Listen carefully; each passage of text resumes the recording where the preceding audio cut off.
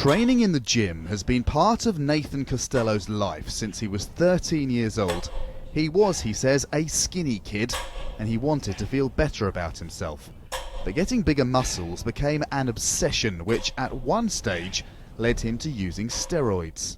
You look in the mirror, you put on 5 kilos, you'd think you'd be happy. Well, guess what? Now you want to put another 5 kilos on. You want to put another 5 kilos on. When it comes to the weights that you're doing and how much you train, you bench a certain amount and then suddenly you're like, well, now I've got a new goal, and the goals just keep coming. He was suffering from what's called Bigorexia, or muscle dysmorphia. It is effectively reverse anorexia, mainly affecting men in their 20s and 30s. Sufferers can spend hours every day thinking about the size of their muscles, the food they eat, and their training regime. Part of what makes this muscle dysmorphia as a proper clinical mental illness is that it's starting to impair their job performance or their ability to get along with their friends or to hold down friendships or a relationship and just to function in general. At least half of Bigorexia sufferers use steroids to help them in their quest for what they think is the perfect body.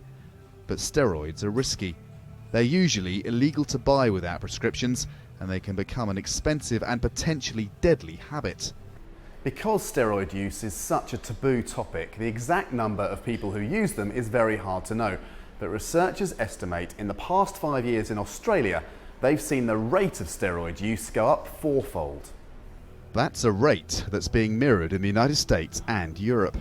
An irony is that while steroid users are focused on improving their bodies, they're using drugs that can damage them and could kill.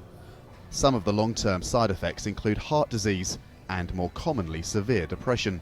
Social media fuels the disorder, a barrage of images of muscled, lean bodies that Western culture celebrates. What social media allows us to do is to not just compare ourselves to the person in the room with us, but to compare ourselves with hundreds and thousands of people just from our couch. When he was suffering, Costello felt he had no one to talk to. He hopes that by going public, others won't have to suffer in silence too. Andrew Thomas, Al Jazeera, Sydney.